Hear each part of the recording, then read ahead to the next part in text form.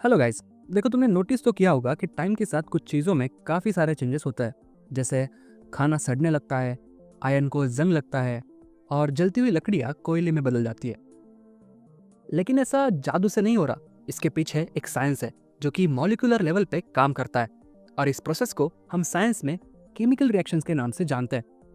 अब ये chemical reactions होती क्या है और इन्हें लिखा कैसे जाता है, चलो समझते हैं आज के इस वीडियो में। तो पहले तो ये समझते हैं कि केमिकल रिएक्शंस होती क्या है। देखो, जब भी हम केमिकल रिएक्शन वर्ड सुनते हैं तो हमें बॉटल वाले केमिकल्स इमेजिन करने लगता है, बट ऐसा नहीं है। देखो, केमिकल रिएक्शंस एक ऐसा फिनोमिनन है जिसमें दो सब्सटेंसेस एक दूसरे से इंटरेक्ट करके एक तीसरा प्रोडक्ट बनाते हैं। फॉर एग्जाम्पल, आयन अगर मॉइस्चर से रिएक्ट करता है तो वो आयन ऑक्साइड बनाता है, जिसे हम आयन रस्ट यानी कि जंग बोलते हैं। बट हम ये पता कैसे करें कि केमिकल रिएक्शन हुई है या नहीं? देखो, केमिकल रिएक्शन के बाद ऑब्जेक्ट में मोस्टली दो टाइप्स के चेंजेस देखने को मिलता है। पहला फिजिकल चेंज, जैसे कि कलर का चेंज होना या फिर स्टेट का चेंज होना, एंड दूसरा केमिकल चेंज, जैसे कंपोजिशन का चेंज होना, प्रॉपर्टीज चेंज होना या फिर गैस का निकलना। जैसे हमारा पिछला एग्जांपल ही ले लो। पहले आयन मेटेलिक ग्रे था, बाद में ये रेडिश ब्राउन बन गया।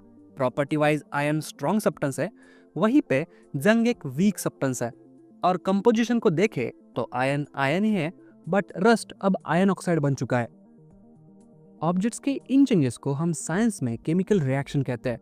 इट मीन्स, अगर हम इसकी डेफिनेशन की बात करें तो chemical reaction is a process in which two or more substance interact to form one or more new products with different chemical and physical properties.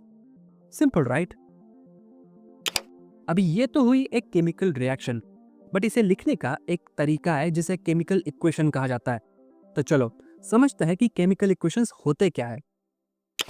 So what is a chemical equation? देखो, ये जो ion वाला chemical reaction है, इसे हम normally ऐसे भी लिख सकते हैं। Ion after coming in contact with the moisture turns into ion oxide. But क्योंकि ये इंग्लिश का नहीं बल्कि साइंस का लेक्चर है, इसीलिए इसे एक साइंटिफिक वे में कुछ ऐसा लिखा जाता है। Fe plus O2 forms Fe2O3।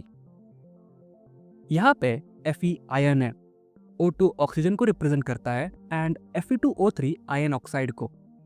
Similarly, hydrogen gas and oxygen gas react होने के बाद वाटर फॉर्म करते हैं। इसे हम साइंस में H2 plus O2 forms H2O कुछ इस तरह लिखते हैं। इसमें भी H2, O2 and H2O hydrogen, oxygen और वाटर के मॉलिक्यूलर नेम्स है। ऐसे ही हजारों केमिकल रिएक्शंस को केमिकल इक्वेशंस के फॉर्म में लिखा जाता है। But you know what, chemical equations सिर्फ यहाँ तक सीमित नहीं है।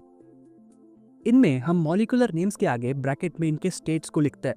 जैसे यहाँ पे G लिखा है, इट मीन्स रिएक्शन के टाइम ये तीनों गैसीय स्टेट में है। ऐसे ही कुछ मॉलिक्यूल्स में S लिखा जाता है जो कि इसके सॉलिड स्टेट को रिप्रेजेंट करता है। फिर कुछ जगह पे L लिखा जाता है जो कि लिक्विड स्टेट को रिप्रेजेंट करता है, और कुछ जगह पे AQ भी लिखा जाता है जिसे हम एक्वियस यानी डिसॉल्व्ड स्टेट कहते हैं। अभी एक बार फिर से हम हमारे केमिकल इक्वेशंस पे नजर डालते हैं। किसी भी केमिकल इक्वेशन में जो सब्सटेंस एक दूसरे से रिएक्ट करते हैं उन्हें रिएक्टेंट कहा जाता है, और जो सब्सटेंस फॉर्म होता है उसे हम प्रोडक्ट कहते हैं। अपार्ट फ्रॉम दिस, एक केमिकल इक्वेशन में कई सारे सिंबल्स यूज होते हैं। जैसे यहाँ पे प्लस सिंबल दो सब्सटेंस के बीच यूज किया गया है, एंड एरो यील्ड यानी कि रिएक्शन के प्रोडक्ट को शो कर रहा है। इनके अलावा भी कुछ सिंबल्स है जो तुम्हें स्क्रीन पे दिख रहे होंगे, जिन्हें हम आगे इस चैप्टर में स्टेप बाय स्टेप पढ़ेंगे, बट फिलहाल के लिए इन्हें याद रखो। आई होप तुम्हें इस वीडियो में ये दो कॉन्सेप्ट समझ में आए होंगे। इफ यस, देन वीडियो को लाइक करो और इसे शेयर करना मत भूलना। देखो, अब तक हमने केमिकल रिएक्शन और उसकी डेफिनेशन को पढ़ा, और साथ ही केमिकल इक्वेशंस क्या होते हैं और कैसे पढ़े जाते हैं इसे भी समझ लिया। अभी ये जो केमिकल इक्वेशन यहाँ पे लिखा है, ये एक टाइप से इनकरेक्ट है।